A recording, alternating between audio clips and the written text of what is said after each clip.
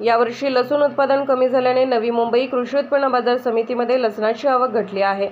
सध्या लसणाचे दर 15 दिवसात 50 रुपयांनी वाढले आहेत। यात होलसेलमध्ये लसूण 220 रुपये किलोपासून असून चांगल्या गुणवत्तेचा लसूण 350 रुपये किलोने विकला जात आहे।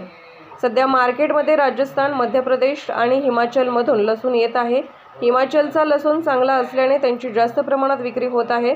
सध्या एपीएमसी मार्केटमध्ये रोज 1500 गोणी लसणाची आवक होत असल्याची माहिती व्यापाऱ्यांनी दिली आहे।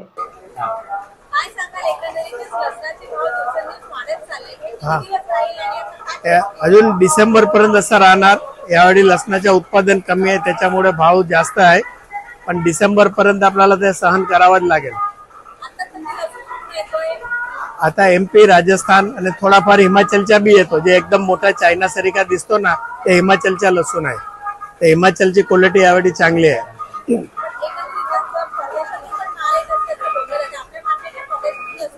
परदेशातून लसण बॉम्बे पोर्टवर उतरते, पण जास्त दिल्ली, पंजाबला जाते डायरेक्ट इकडनं।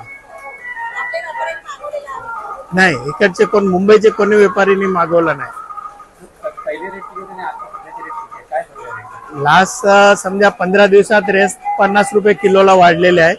आता जे 100 रुपये विकते ते पहिला 60-70 विकत होता आणि आता जे 250 ते 280 ते 210-15 विकत होता।